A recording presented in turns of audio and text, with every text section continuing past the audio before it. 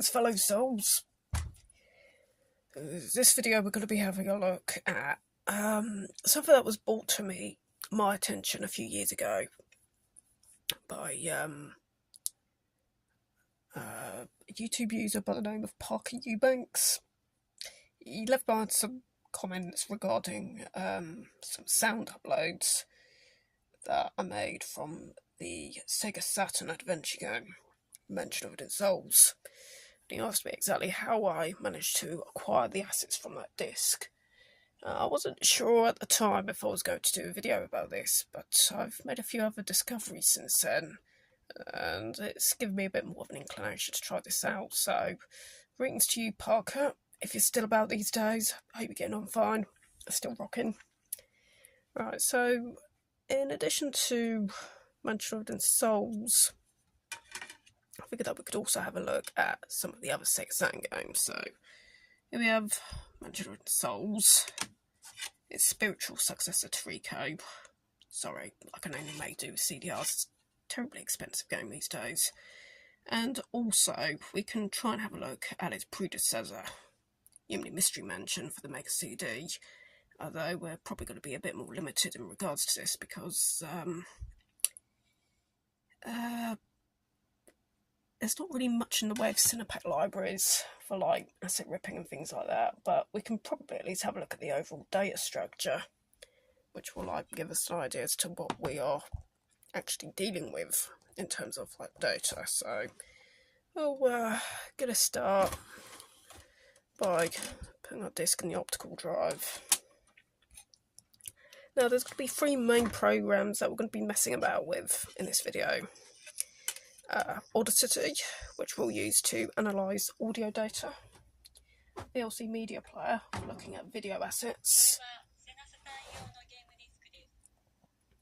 and Hex Editor for looking at data structures within program files. Yeah, this is like a CD warning, which was very much typical of a lot of Sega Saturn games, and well, actually many CD-ROM games across many different systems. Okay, so assuming that we've got our Sega Saturn disk in the optical drive, I'm going to go into optical drive, and this is the root directory. This is the PAL version of Mansion of Souls. That's it, Tale of the Dream Mansion for its Japanese title. Okay, so we've got 4 folders and 6 files in the main root directory. Now, I think where we've got Yumemi CD, I think that's actually the audio file that we just saw at the beginning. That's actually Redbook CDDA data, I think. I could be wrong, but I think that might be it. Go on properties. Yeah, 1.17 megabytes. I think that might actually just be that CDDA file, which is, you know, that's what plays if you put the game disc into an ordinary CD player. Okay, so we've got 3 DAT files, a binary, out zip. Now, I think a binary, that's actually the main game executable. I think it contains the main bootloader. It contains the like the libraries for playing back Cinepak video files and audio data, as well as the main script, the actual game, and just is the main program. All the other assets are external, which can either be put into an image file or in these folders, which we'll get to very shortly. Now, the data files, I think, are external programs. I think pad data, that's for dealing with the controller. SP data, that's for dealing with the sprite files. VDS, I presume, means video data system. That's probably like Cinepak handler. Output zip. Now, I don't know what SIP file is. That one eludes me. Now, bear in mind, I'm not a software programmer. I have never written a game in my life, not even in Sinclair Basic. But I can generally analyse certain things and just see how certain things work. When you read out certain patterns and things, you generally put 2 plus 2 together and you get a general idea of that's how something might work. Okay, now the folders are really simple. SP contains sprite data, sound is sound files, movie, Cinepak films, and backup We're going to back up. We've got a load of CPK files, and these are the graphics for the screen where you can load and save your game progress. Now, if we boot up VLC Media Player, we, with a bit of luck, should be able to drag and drop these files into it. Okay, we weren't so lucky there. Okay. We can still try and open the file in the more traditional way.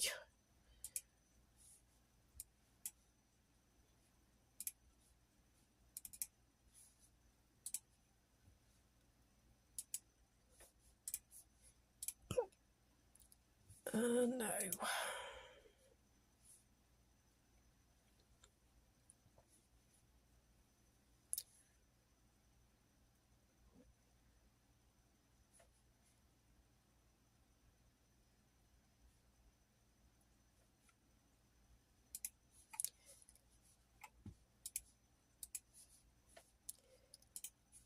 Okay, if we go into the general movies folder, it may work a bit better like this.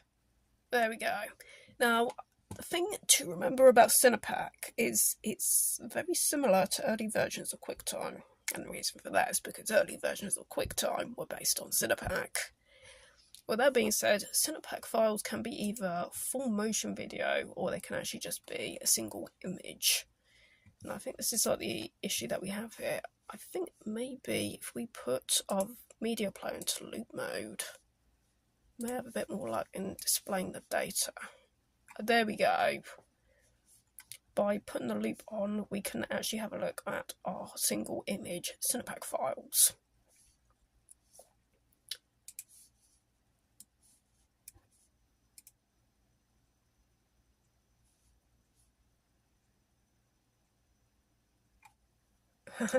There is not backup memory to save the game. Oh dear. There's a bit of English on that one. Dear oh dear. The rest of the localization was actually quite reasonable.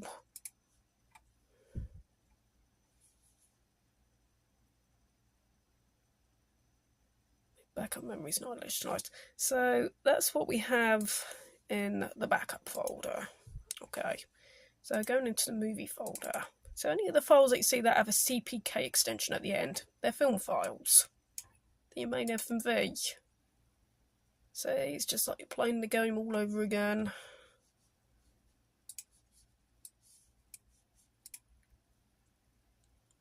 You also have this kind of issue. Now, one thing that does kind of get me about VLC Media Player is that it will play the videos, but it doesn't play the audio stream. And yet, the old CPK players for Windows 3.1 played everything perfect. Sounded everything. There was even a rather nice little DOS program which, if I remember rightly, allowed you to extract the audio data from CPK files and save them as 16-bit WAV files. That was honestly so cool. Okay, so that's basically how you handle your movies.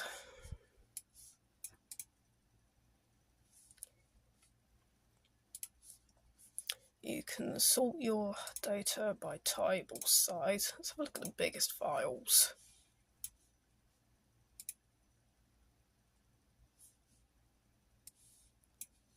I think I might have an idea as to what the biggest file is. It's probably the ending scene.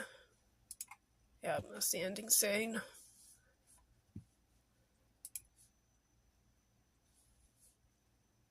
Yep.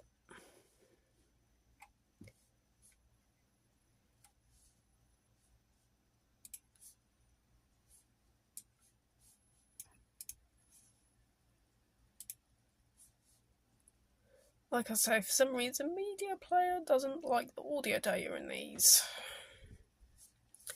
Okay, so in the sound file and the SP, now SP, I'm pretty sure that's sprite data, but I've got not a clue on how to open these. I mean, we can give it a quick go with OpenView. We'll give it a little try there, but file types, okay. So if I open them as like maybe raw bitmap data, probably doesn't work like that, but hey, let's give it a try. Decode error. Okay.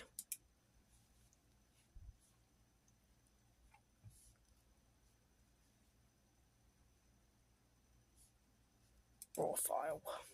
Okay.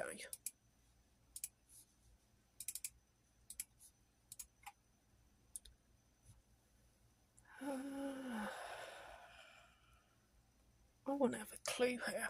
Okay, 8 bits per pixel.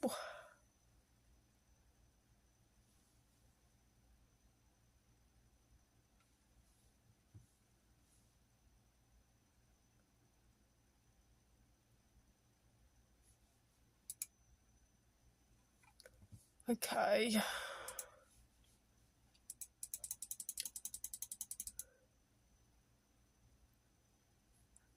Any resemblance here?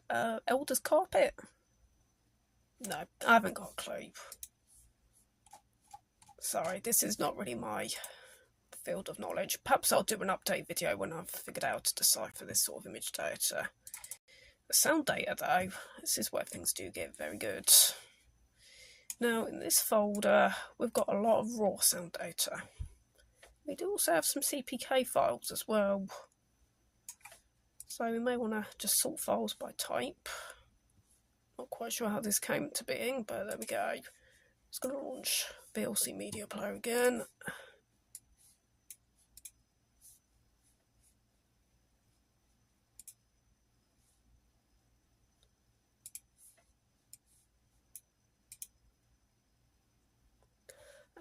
Yeah, I think these are just like still images for each and every room that you happen to be in, I think.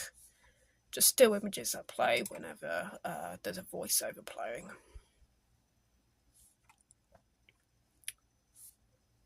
Yeah, so I guess they happen to be in the same folder as the sound files, just cut down access times due to the relatively slow nature of CD-ROM drives of the day. Okay, so to open the sound files, we're going to be having a look at Audacity. Open up Audacity, go into File, Import, Raw Data. Alright, it seems as though we're already actually in the CD drive. Make sure you're in the sound folder, and you've got a lot of files here. You'll have CPK files, and you have a lot of files that are just called file. They have no header on them because they are just raw sound. Some of these will be short pieces of looped music. Other times there'll be sound effects, but the majority of it will be voiceover work. Yeah. Now, if we have a look at the folder structure, we'll notice we have an R and a number, then an underscore, and then a number followed by letters. As far as I can tell, these prefixes mean something like room 10, phrase 1, version A. Now, I don't know how the actual programming script actually works in the actual game, but I probably assume that it means it'll be in that room. There's a voice actor assigned to the character that belongs to that room in the game. You'll have phrase 1, and you might have version A, C, D, B, whatever, depending on what you've achieved in the game so far. You might have the voiceover for the bad ending, or the voiceover for the good ending, or something a bit more ambiguous.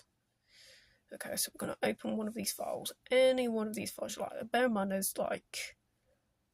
there's a lot of files. There's hundreds. I mean, there's about 389 Cinepak files. I mean, that's nearly 400 movie clips. I think there's even more sound than that. So, yeah, seriously, there's a lot. There's just so much. Okay, so we're going to have Actor 1 open. Now you'll be given this prompt.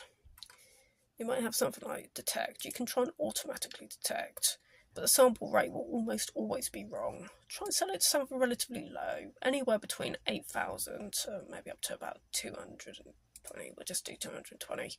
I think the voice acting was about 220, but the sound effects was about 8,000. It should be 16-bit mono. Okay, we'll try importing the settings. We're going to hit play. I'm going to investigate. Okay, actor 1, that's Elder. And for those that played Yumemi Mystery Mansion, you know who he happens to be. I'm going to investigate. Okay, now usually there's a little bit of clicking at the beginning. That's like some sort of header data. I'm going to investigate. I don't know what's actually contained within that header data. I honestly can't say, so... Okay, so for the voice acting, it's 16-bit, 22 kHz. We're going to actor 2. I think this one's Mike, and he obviously gets the most dialogue, so there's got to be a lot of files of his. I see. But something's going on, that's for sure. That's for sure. Okay, then we've got actor 3. Don't suppose there might be Kathy, if I remember rightly. Wait, there's a quick way to ring this place. Nazumi. There's a secret passage that even he doesn't know about. Okay, so that's how you decipher the voice acting. Then after that, we also have the music, the sound effects. Now these are treated a bit differently, so we're going to have a look at for the prefix at the bottom. Right, so we have SO1. Right, we've got 4 files with a prefix of SO1, and then we've got 02, 04, 07, 01. I'm gonna just do the always detect. I don't think it's 32-bit. We could try maybe 8-bit. 8,000. We'll just try that. Uh-oh, that's a bad idea. Okay, we'll try again with that, but we'll make it 16-bit this time.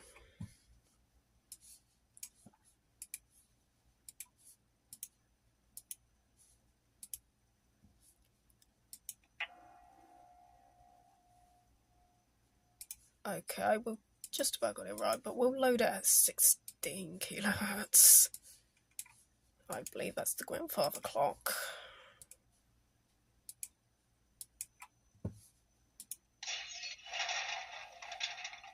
Okay, that's Mike's room being smashed up.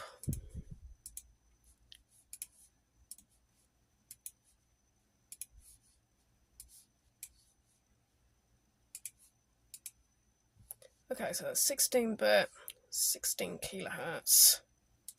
So the sound effects are a bit lower than the voice acting. Okay, that's the door sound.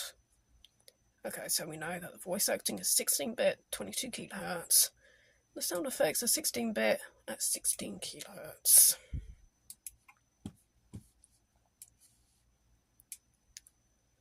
And after all that,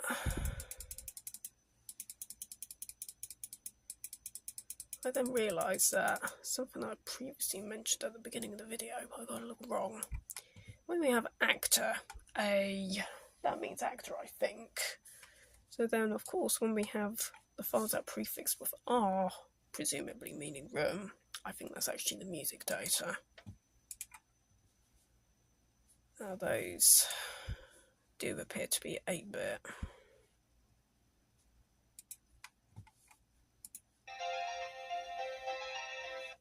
But it's too fast, so we're going to have to load that again. And maybe about 8,000. So yeah, it does call for a bit of trial and error when you're messing about with these things.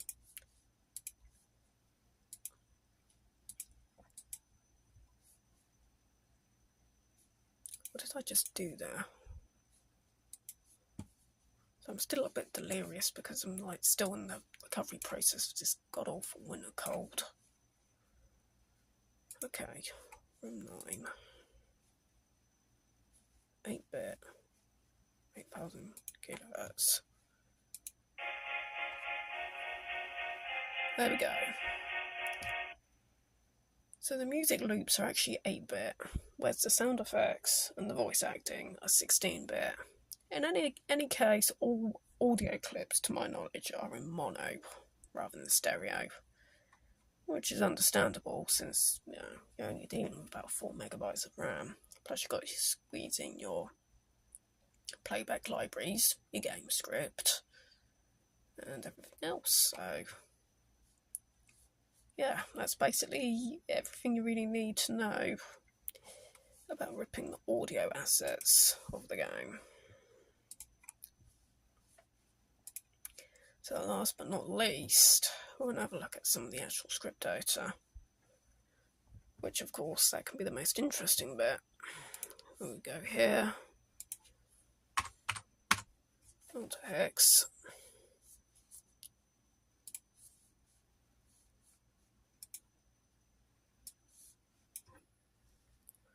Okay, so we're given a lot of code, a lot of jumbo. I have a rudimentary understanding of hexadecimal, but I don't say I'm like an efficient programmer or anything because, well, I'm not even a software programmer. But yeah, if we just have a little scroll through here, on this side we have the actual hexadecimal code and this big block here that I'm outlining with my mouse cursor. While on the shorter side, we have it all represented in ASCII characters. Now, I can't say that I have any understanding of this, but sometimes when you go through all this, you'll find some intelligible sections of data. Here we go, we have original blend 1, original blend 2, original blend 3. We also have some reference made to the CPK files, which again, very interesting. Backup MOV, sound, SP out, backup O, and then we have the various CPK files that I presume are the ones that were found in the backup folder. At least that's my assumption. Dimension, original blend 1, 2, blend 3. Sometimes it can be interesting to have a look through these because you'll find sometimes you'll find shout outs to other programmers or various names that you'd never really guess had any connection with much of anything. Okay, here's another bit. Okay. FUP version 1.24 941025. So it's the 21st of October 1994. Saturn Model S.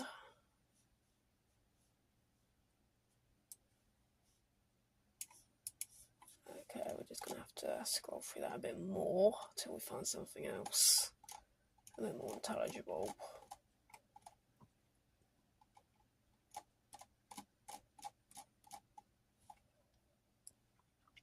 And this is basically what the website The Cutting Room Floor is all about. Finding hidden data and Easter eggs and all sorts of things in game ROMs.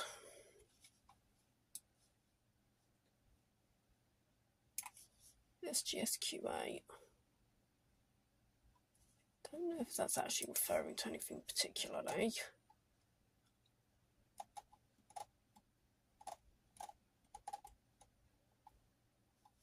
Okay, we've got an English character set being referred to in order. Presumably that's all just like the layering set that's sometimes referred to.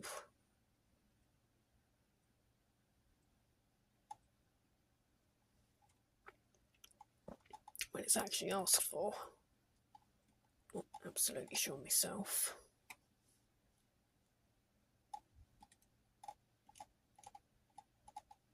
Now we're looking at 710 kilobytes of programming data. That's nearly 1 megabyte of programming code.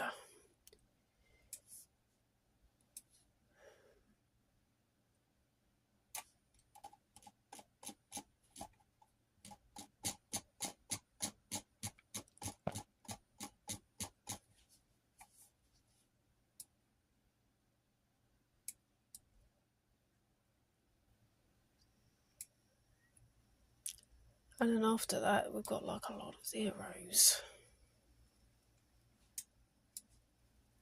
There's a lot of zeros.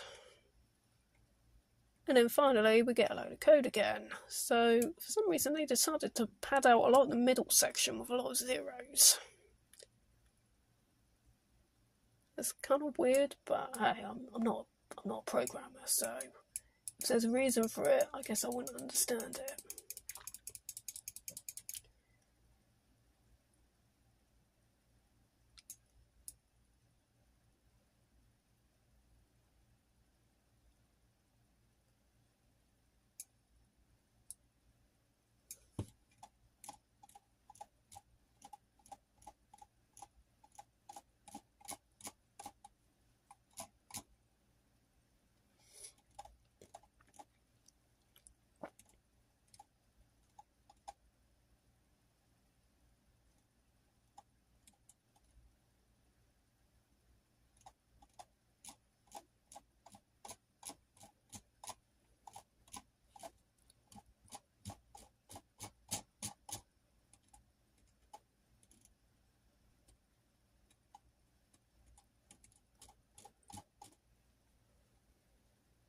SPRC AC.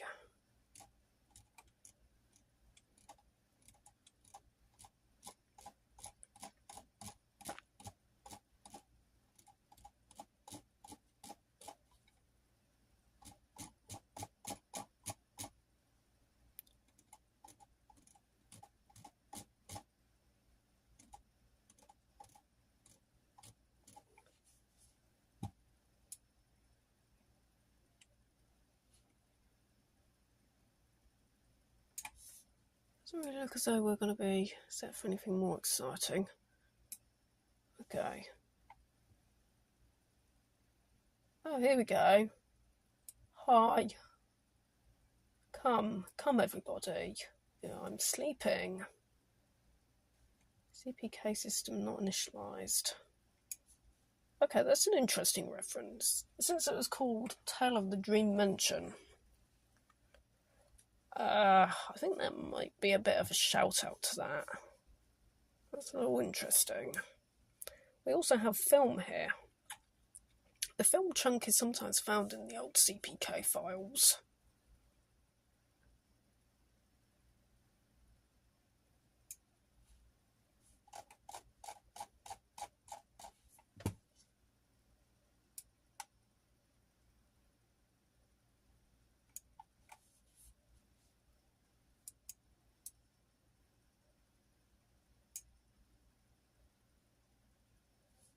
That might be about it for that file. Although I should have exited Xplayer quite so soon.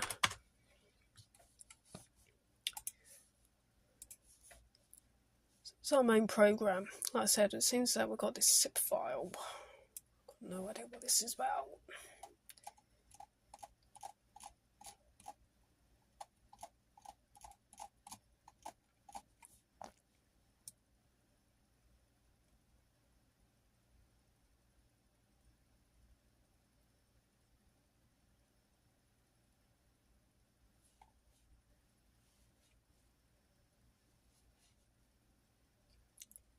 As far as I can tell, this is just purely programming.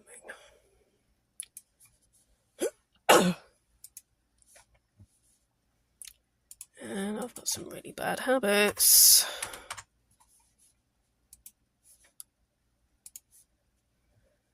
Okay, so we've got the three DAT files. Video system, sprite, and pad data. Let's have a look at the sprites. See if it reveals any clues as to how we deal with these sprite files.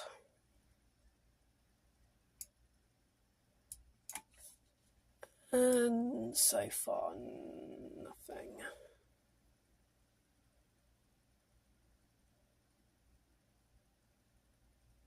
Nothing obvious anyway.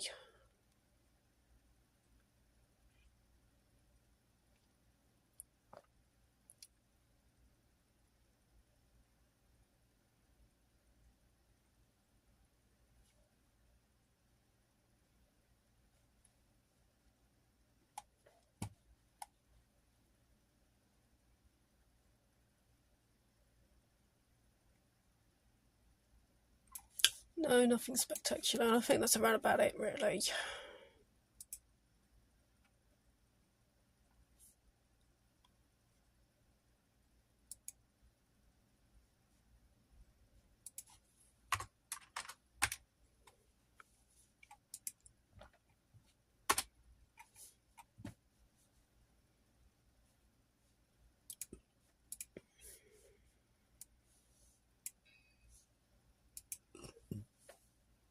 Stream read error.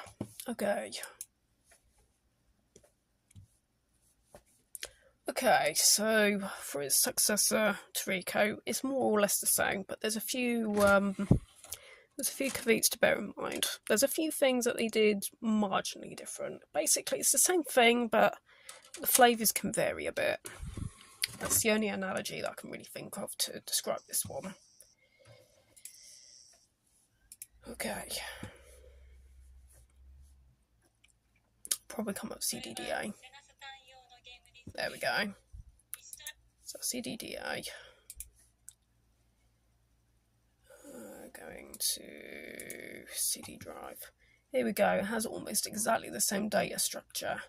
We have a folder for movie, sound, sprite. We have our CDDA file, which again is the same file size as Yumemi CD, and 0.bin binary. So there's our main program data, sprite, sound, Cinepak movies. Now, to bear in mind the movies, one thing they did differently is that there's no CPK header. However, they are still just about playable in VLC, with the usual caveat of not playing sound. However, like I said, the old Windows 3.1 program could actually play these with sound. Okay, so there we go.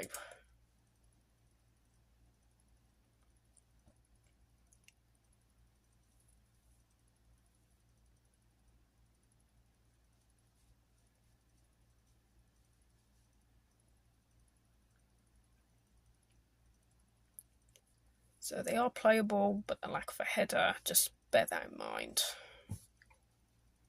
They are still, I mean, it says that it could not identify the video audio, but it is clearly playing the video, and as far as I can tell, they are just bog standard Sega CD Cinepak files.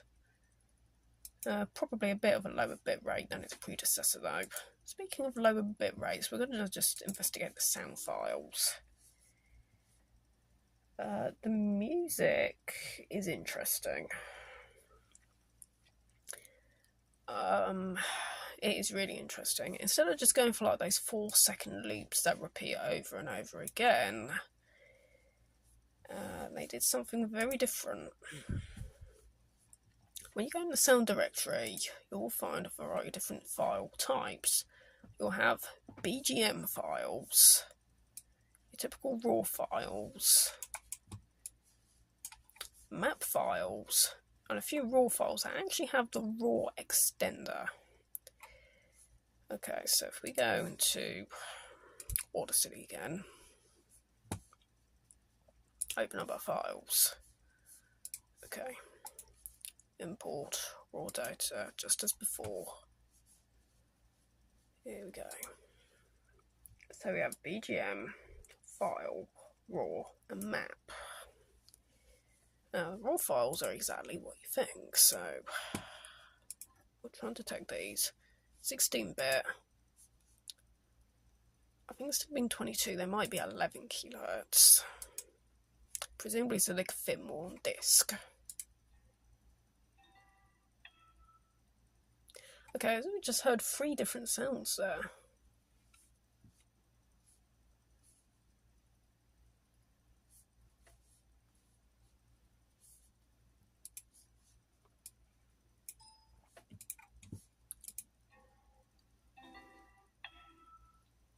Okay, there's just 3 different sounds in one file.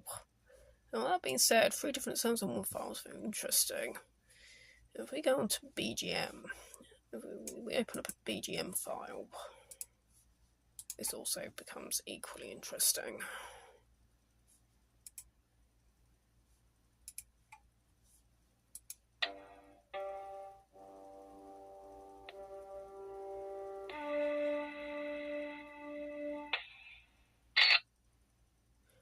That's the sounds of several different instruments. Okay. Now somehow, I'm going to tell you that there is a correlation between these files and the map files. Now if we look at the map files, they've been listed as being only 1 kilobyte in size. And what really puzzles me about these map files, well, we have a variety of them being listed. from 0, 1, 2, 3, 4, 5, 6, 7. And then we have a kind of stopgap. Then we go on to 10, 11, 12, 15, 24, 26, 31, 36, 37, 39, 40 to 41.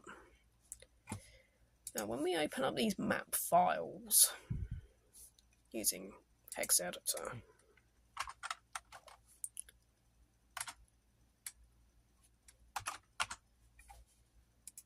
we don't get an awful lot of data. It's really cryptic. We can open up quite a lot of different map files, but very little seems to change. So what does this remind me of? This actually reminds me of an old Atari ST sound format called the quartet file. Typically, you would have a 4V file, just like what we have here, and a set file. The 4V would be similar to that of a MIDI file. It would tell the Atari to play back a bunch of samples at different frequencies to simulate the pitches of an instrument's musical range. The set file would contain the instrument sounds. And this is very much what seems to be going on with Torico, but I can't decipher how the map files work. But it looks to me it might be something a bit like the 4V file in Quartet. It's not the same file, but I'm wondering if fundamentally it works in the same manner. While the BGM files are simply just sound data containing the actual instrument sounds. Meanwhile, if we want to listen to the voice acting of the game, again it's very similar to Mansion of the Souls. Import raw data. Select any of the files that don't have a 3-digit extender. Select it as something like 11 kHz, I believe. An incomplete painting. And there you go. The voice acting noticeably is quite a bit lower in quality than Mansion of the Souls. They went from 22 kHz to 11. But then, considering that Torico was a 2-disc game, I think maybe they were struggling and fitting a lot of multimedia on just those 2 discs. It's still a relatively short game, but at the same time it's quite a bit bigger than either of its predecessors. So yeah, as far as I can tell, basically all of the audio data seems to be around about 11 kHz.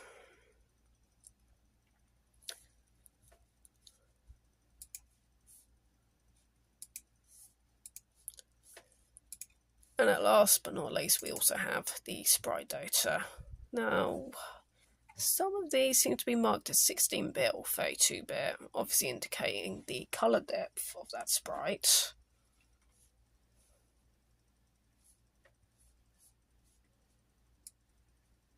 (16-bit, 32-bit). I win 256. That's interesting. Okay, I'm just going to fire up Earth and View again just to see what could possibly happen. I get this weird feeling they might be Windows Paint bitmaps, but I could be really wrong. Open as raw file. 256, that should just be 8B. They could have just called it 8B, but they didn't. Or even 08B if they had to fill in 3 digits, but no, they called it 256. So again, that's going to be 8-bit. 10 bits per pixel. Again, I don't know. Interlude, planar, no idea.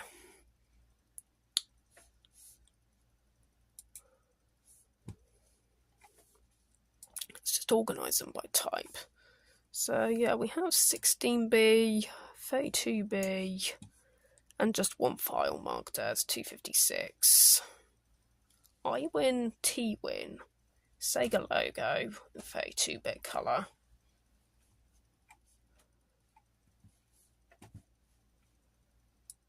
And so that's all the sprite data.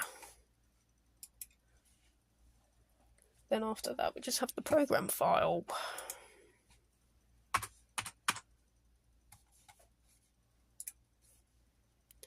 Let's see what's mentioned in it. Okay.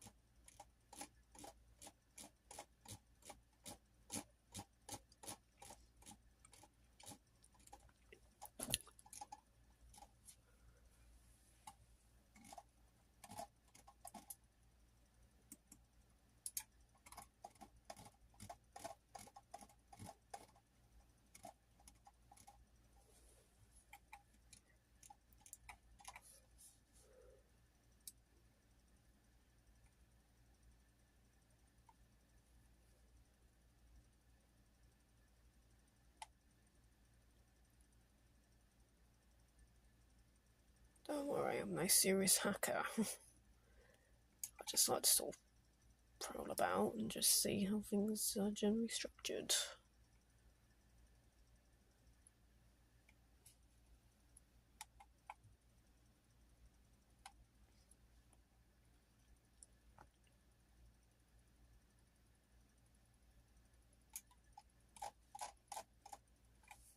Okay, CPK, sys, start, return.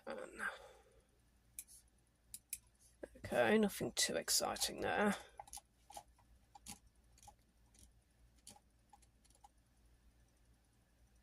Probably just a call out to Cinepak playback library.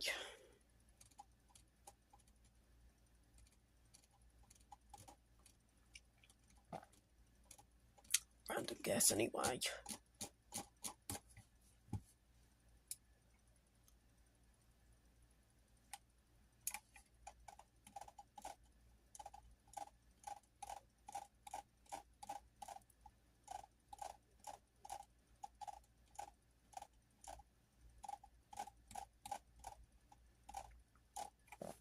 Yeah, this one's kind of boring. Boring me to death.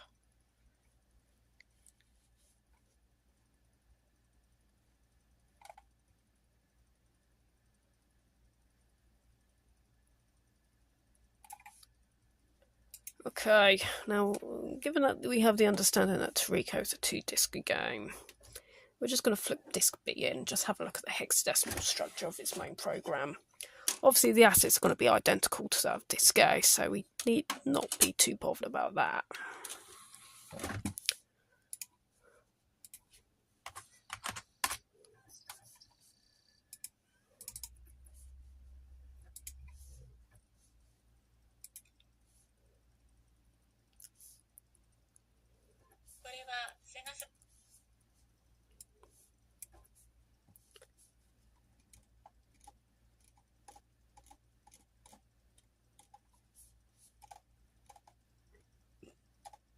So now we're going to be just looking at the 0.binary file on disk B of Torico.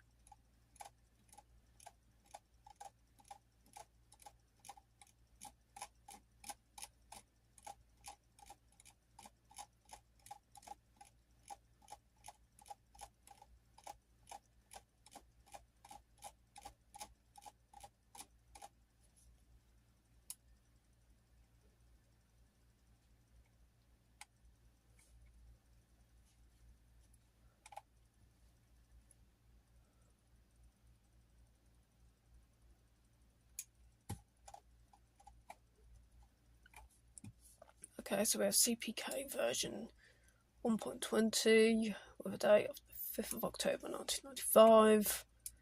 CPK system start return.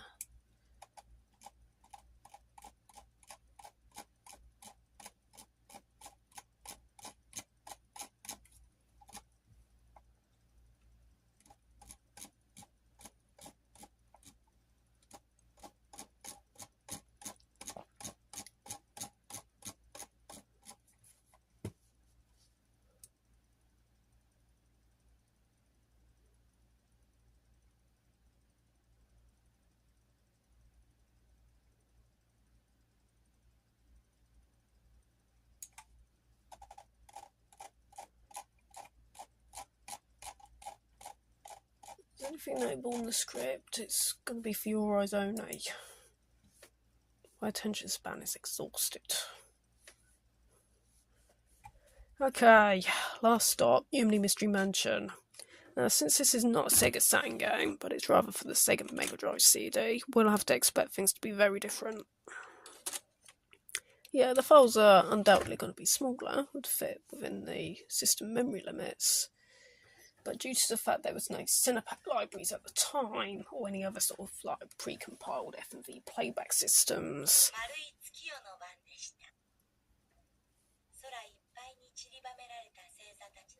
a lot of programmers had to devise their own file formats for videos and their own playback libraries, so this is a game that's going to be very different in many ways, although certainly no less interesting.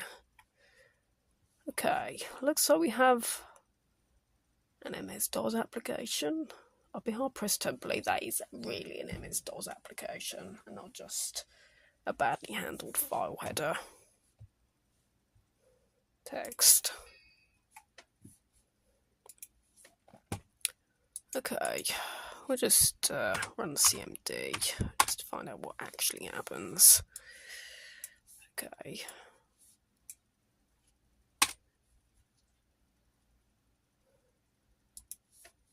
I had my suspicions, but hey. This is kind of interesting though. I wonder if it's for something like maybe PC98 or MSX computers. I don't know. We do have MD.68K. We have SD.68K. If we just sort these by file type. Okay, so we've got three 68K files, which are obviously program files for MD, SD, and VD. Okay, sprite data, video data, movie data. Okay, so that's the handler for the movies, the sound, or sprites, either sound or sprites in the video. Then we have item.data. I presume this probably contains the sprites for the items that you can collect, you know, like the diary, the watch, the crystal, your sister in the little bubble. Probably contains like the sort of graphics data for those sort of things. Maybe also the entire menu where you can select what item you want to use, like the keys for the doors and stuff like that. Then we have an MCM SGO2 ROM. Okay, some sort of ROM file. I think it's about almost 4.5 megabytes in size. That's big. Okay, it's always fun to have a look through the abstract, biblical, and copy. So we've got abstract by Sega, bibliographized by Sega, copyright Sega Enterprises. Okay.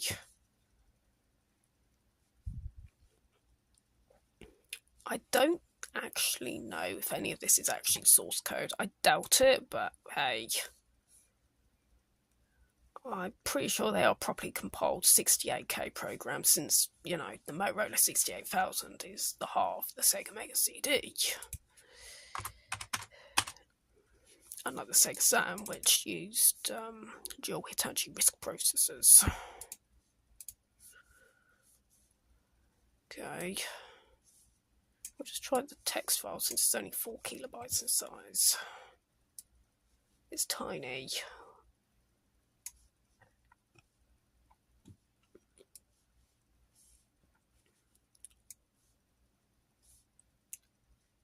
Nope, nothing noteworthy in regards to that.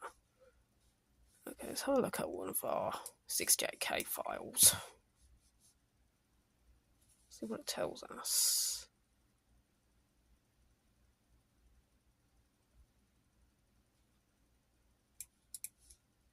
And no, we don't have a clue. Okay. Well, at least I don't have a clue. I don't know if you guys are any different. Okay, item data. This is likely sprite data. It's got to contain some sort of graphics. But I'm not the best at this.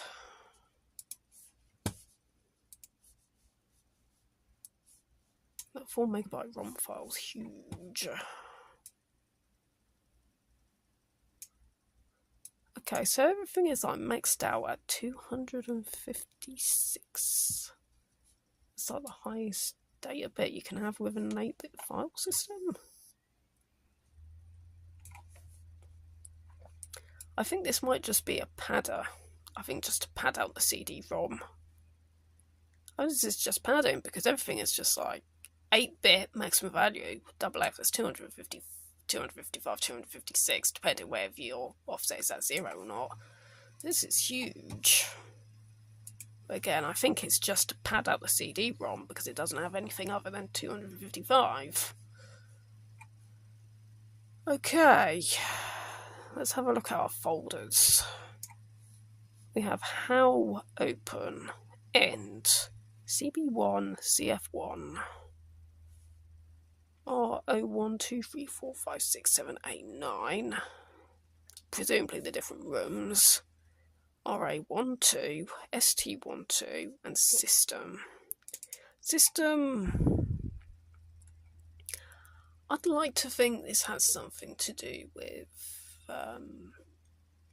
probably the backup, since I think Yumemi Mystery Mansion supported not only the battery backup of the Sega CD, but I think it could be used with that external memory cartridge. With that being said, these meg files, I think, are more or less the video files. 102 kilobytes, that's not terribly small.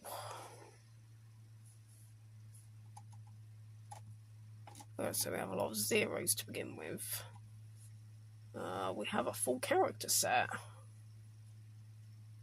Uppercase and lowercase.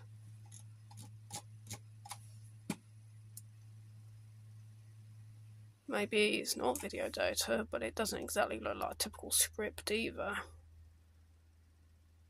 There's a lot of ASCII. There's a lot of normal sort of ASCII characters. I'm not saying strictly ASCII characters, but then we've just got like a repetitive pattern. I don't think this is video data, but it's not quite. Oh man, shoot me. Please just send a bullet to my skull. I can't deal with that. Okay, so that's system 1. System 2 is the exact same file size. System 3 and System 4 are smaller, but the same size each. System 5. Okay, we're just going to look at System 5.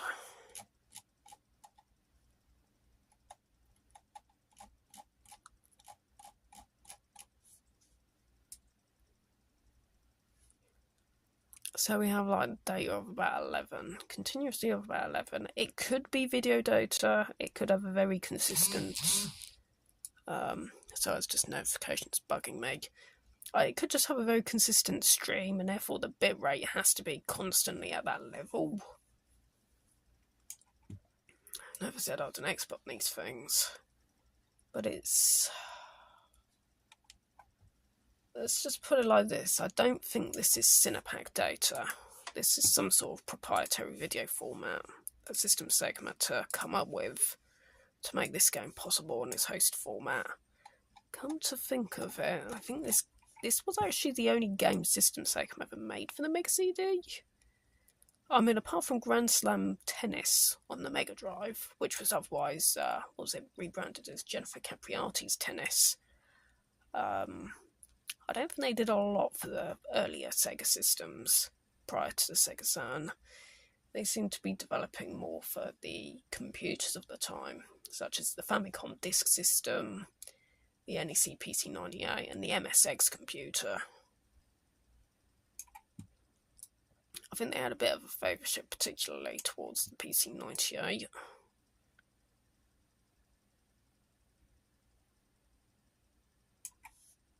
I mean, maybe this is actually a very constant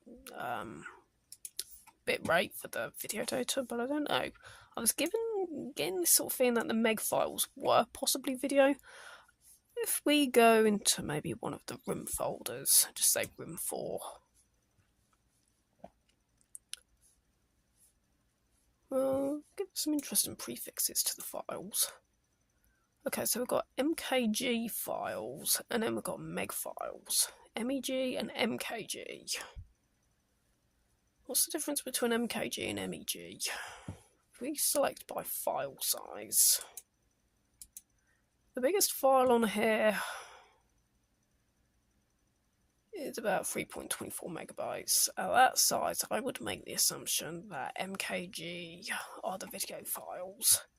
MEG might be some sort of sprite data.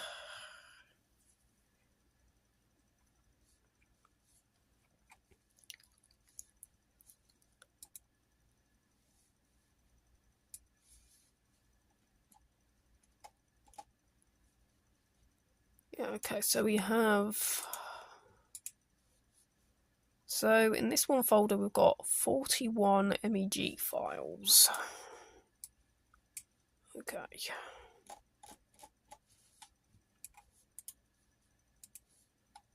In this folder, we only have 23 MKG files. So I'm going to make the assumption that MKG is our proprietary custom video format. As far as I can tell, I've never been able to get these to play in VLC Media Player or any other sort of generic Cinepak player either. We have our loop on, but it's not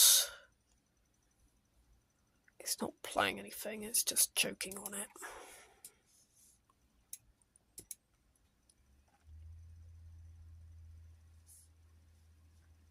Doesn't know how to handle it, for sure.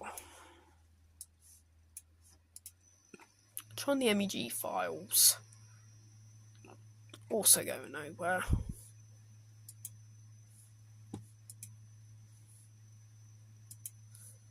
But hey, let's fire up Water City.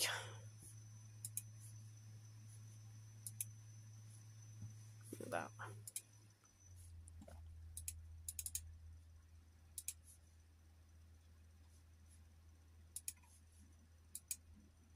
Okay, signed 8-bit PCM, Little Indian. We'll try 8,000. Okay, what do we have here? Ear Rape, Sonic Abomination.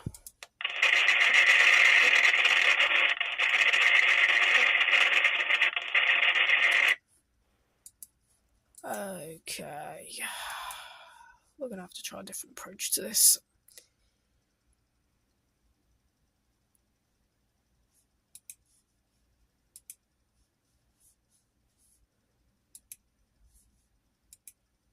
We have Little Indian, Big Indian, Default Indian.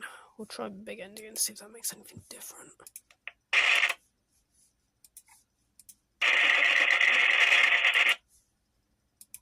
We'll just keep trying with the other two functions. And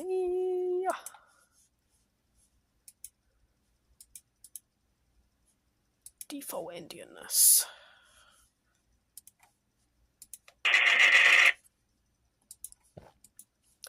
Okay, no Indianness.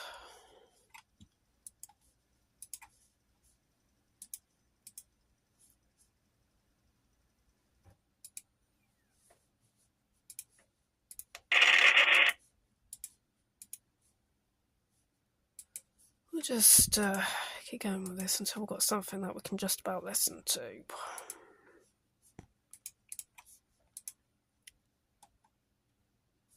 Could try unsigned 8-bit.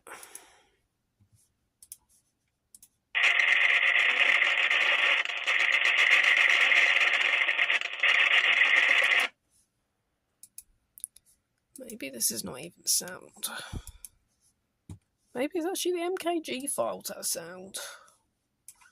I'm being kind of unsound about this, but hey, do I know?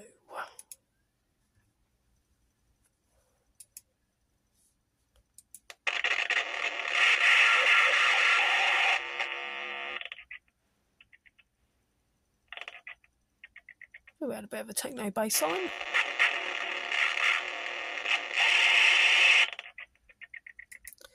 Okay, sounds a bit like something out of Atari Teenage Riot. Very charming.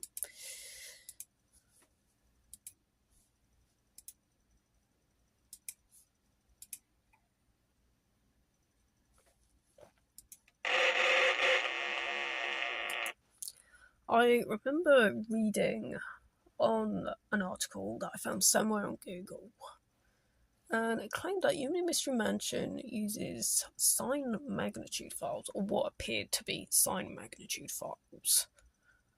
Sine magnitude, as far as I'm aware of, I think was a kind of signed 8-bit format that typically ran at either 8 or 16 kilohertz.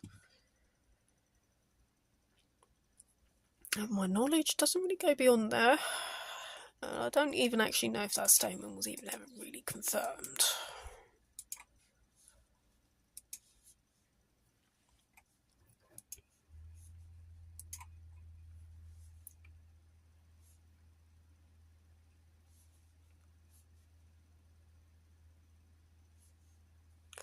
Okay, so my meg file is 82 kilobytes.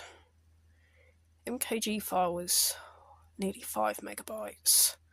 And the other MKG file is only 29.7 megabytes. Yeah, I'm absolutely certain that the MKG files are actually the graphics video, and the MEG files are very likely our sound data. I just haven't quite figured out how they're deciphered yet.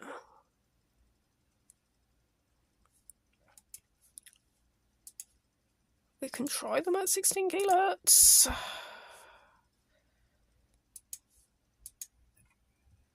Just to see if it's any different. No, it's still destroying our ears like no one's business.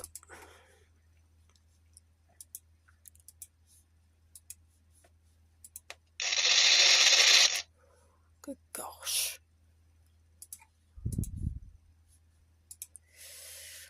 Yeah.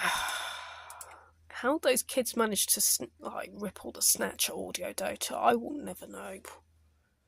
Oh, I guess maybe Konami might have actually been using more standard data formats than what System Sacom were having to sort of cobble together.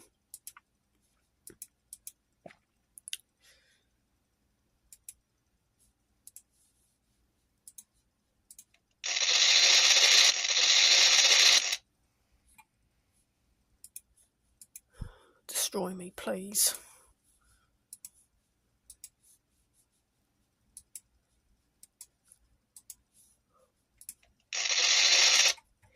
And it doesn't really go much better than that, really. If you can't get anywhere with it in your audio editor, then just hit the hex box and run. And maybe that will give us a bit more of a clue. Right, let's get the smallest example of the file type that you want to decipher. Right, meg file 114 kilobytes, that'll do. Okay, at the beginning we've got W. Okay, we've got lots of little blocks. We've got a lot of hexadecimal data ranging in from 180, 180, 180. There's a lot of 1s and 80s.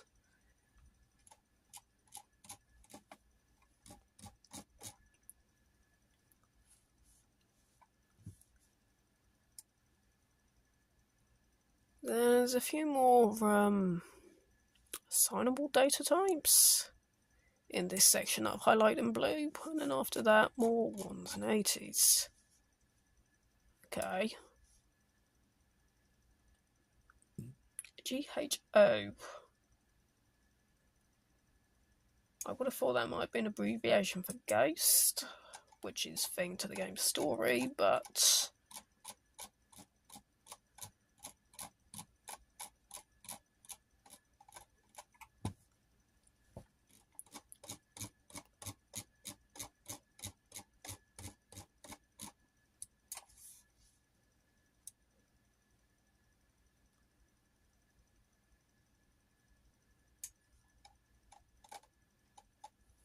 and then we've got some blocks here. Again, looks like character self-sorts. Why all that was in a largely alphabetical order? It's not in my field of knowledge.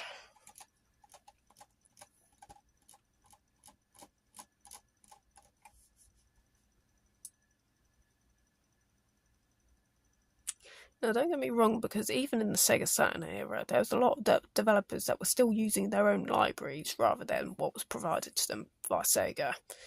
It's like, if you decipher any of the Sega Saturn FIFA games, or any of EA's games on the Sega Saturn, they were using their own TGV video format, which was pretty much universal across the PlayStation, the PC, and the Sega Saturn. I think even in some of their later Mega CD games, maybe like the Mega CD version of Road Rash, I'm not sure if that had TGV video files as well. So, yeah, that was all kind of interesting. There's definitely no sign of film CPK. But then there's also no clues that will help us in deciphering this kind of audio data. Or anything that would help us confirm that this is in fact all like sine magnitude audio data. We go right to the end of the file. Still nothing spectacular. If there's anything there, it's beyond me.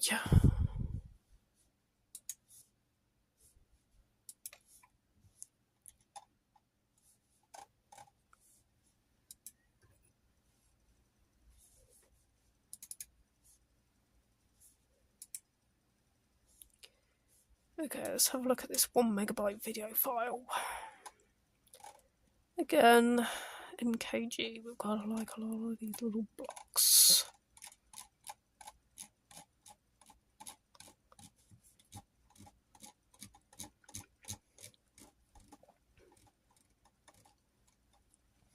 I mean, they might even be encrypted assets. I would never know. They could be encrypted in such a way to stop them from being ripped using whatever media players that were available on the Japanese computers of the day.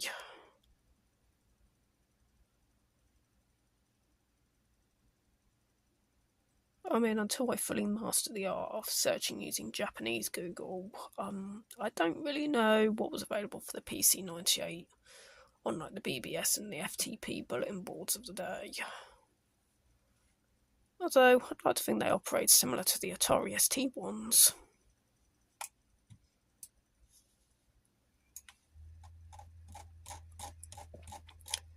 And again, the data structure is kind of strange. Which makes me think either the video data is either designed to be so consistent at that rate, or there is something really quite unusual. Yeah, we've got like a load of 22s here.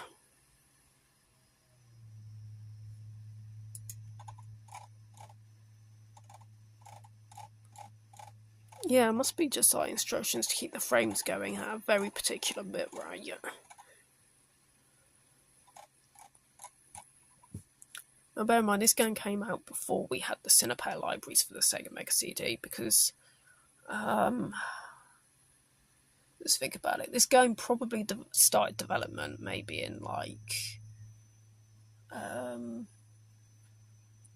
maybe late 92, early 93. That would have been when they started development on it. Now, Cinepak for Sega Mega CD didn't appear until the tail end of 1993. I think it was introduced with the Jurassic Park game. With that being said, the game would have been almost finished in development because I think the American version, confusingly called Manchester Souls, that was released in the 10th of December 93 in Japan, and America and Europe in very early 94, like January, February 94. With all that being said, Cinepak wouldn't have been developed in time for this game, so there's no doubt this is some sort of proprietary video format as developed by System Sacom. And I don't have the kind of hacking or file system knowledge that can decipher as to how these work. As we can see though, these files seem to be mastered on the 14th of February 1994. I'm not actually sure if that was when the files were created or if that was actually when the disc was actually mastered, ready for the shelves of all the game retailers everywhere at that time. So yeah, you mainly just got Meg and MKG. I think Meg is sound and MKG is video data. But this one is certainly so much more cryptic than any of the Sega Saturn games. Now, funny enough, I thought on Torico Disc B, I thought I saw something kind of interesting. I say kind of interesting because I know I didn't show you this earlier, but come to think of it, something referring to a member of staff at Sega Enterprises who is not mentioned.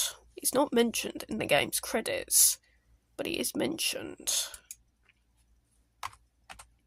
somewhere in the depths of the program. I'm just going to show you this before I wrap the video up because we are getting to the end of the video now.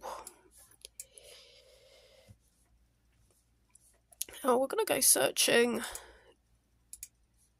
for a text string.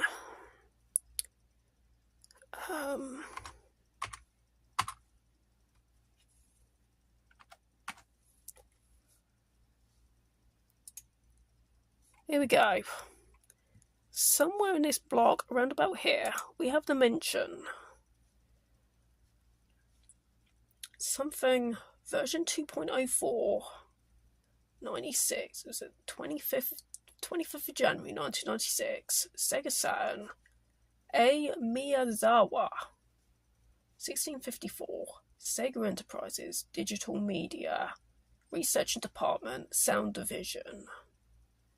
This guy is mentioned in the actual program, 0.bin. This is mildly interesting because I don't remember this being mentioned on disc A. It's only mentioned on disc B. Clearly he seems to have something to do with the sound research and development. But how he's not really mentioned on disc A or mentioned in Souls, I'm not quite certain. I just do a sort of copy and paste of his name there. We can just double check for this. And see if he's actually mentioned on disc A, but I don't know. I mean, maybe it's just a shout out because he provided the development team with a really useful library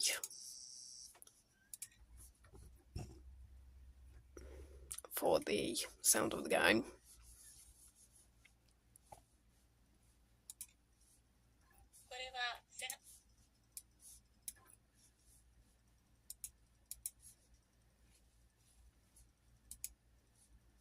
He is on disc A after all.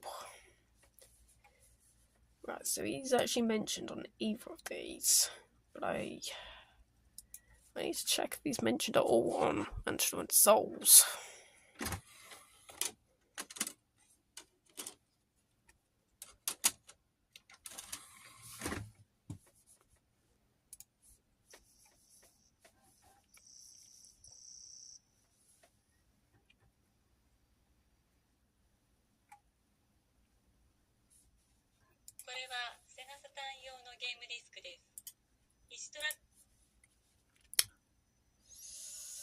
Where are we going with this? A bin.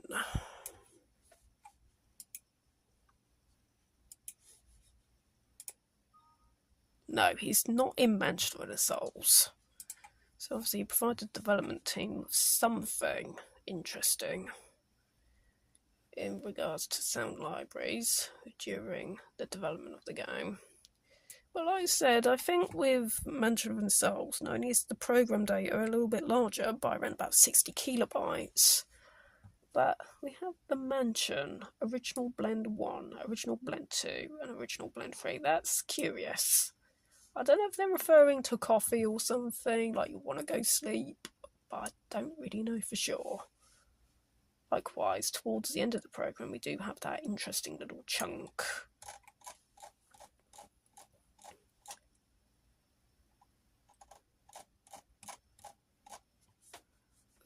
That interesting little chunk. So, hi, come everybody, I'm sleeping. STAT. Stats. Film. Now, I don't have a capital film chunk. That was actually very much typical of the Cinepak files for Mega CD, but not always for the ones for the Sega Saturn.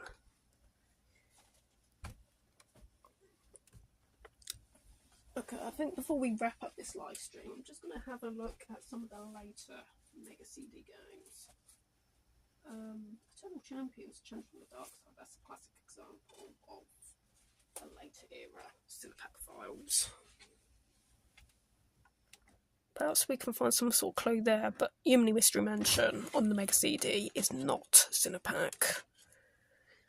It's just, yeah, too early of an example of a Mega CD game to be used in the Cinepak libraries. There's no way it would have been finished in time if they'd started using those libraries. Okay, so we're having a look at Eternal Champions. Now, unlike any of our system sacom games, we've got absolutely no folders. We've got lots of binary files,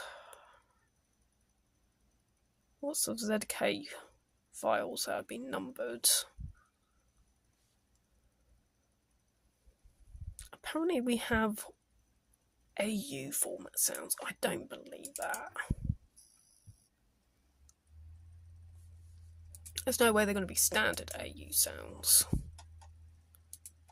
Okay, so we go by size. Now we know that video files are likely going to be like the biggest. They're going to be like the biggest sound. They're going to be like huge. So yeah, we've got Seg. This is likely a Cinepak file. Here we go. Film D Seg 4. Yeah, oh stab. Yep, the header will often have either film or Seg 4. That's typical of any game that uses Cinepak. We saw none of that in Yumemi Mystery Mansion, so I can actually sleep easy in regards to that.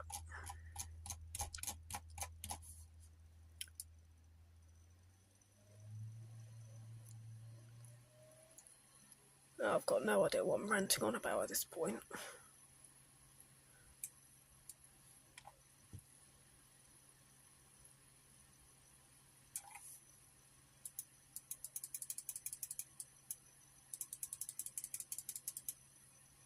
Team Fit Sega. I'd like to play this in VLC Media Player, but I don't think it's going to play ball somehow.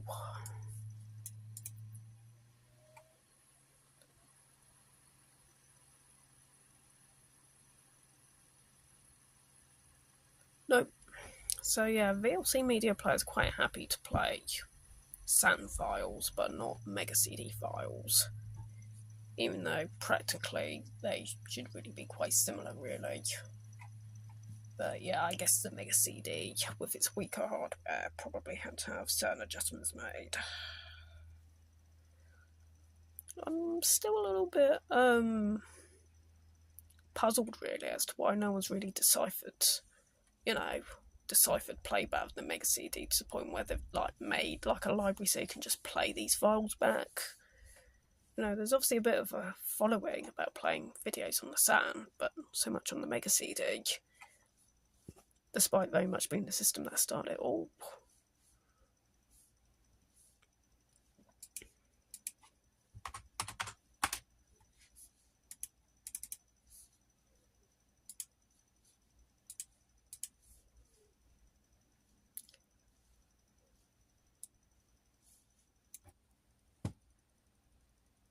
So this is where things get a bit interesting, because it seems that Seg and bin files on disk can all have the Seg 4 film stab chunks.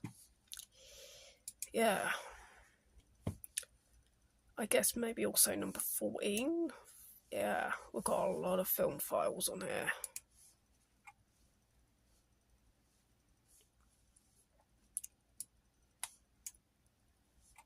There are loads of video files on here.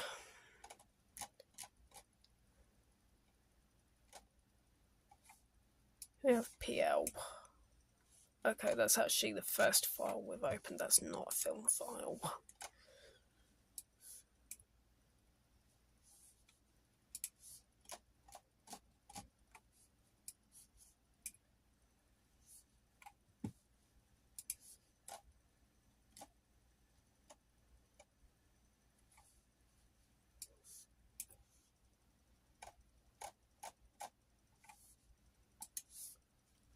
Not sure if any of these are actually playable in Audacity.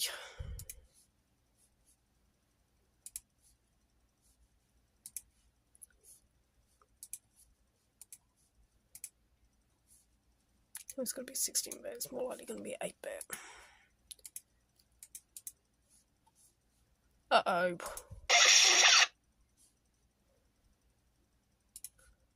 Well, we can always try again.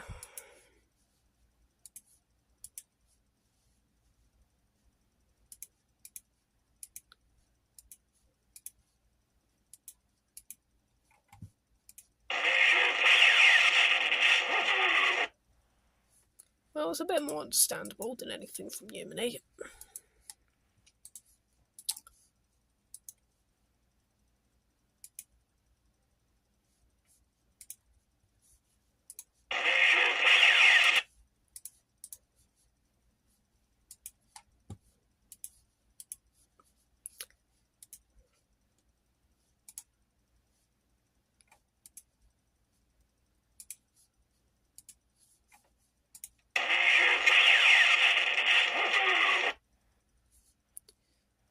Some sort of compression, I guess, but hey, I think it's still a bit more easier to decipher than Yumemi.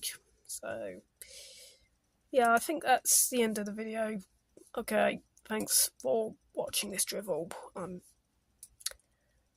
not especially pleased with the Mega CD stuff. But yeah, thanks for sticking by. I'll see you another time.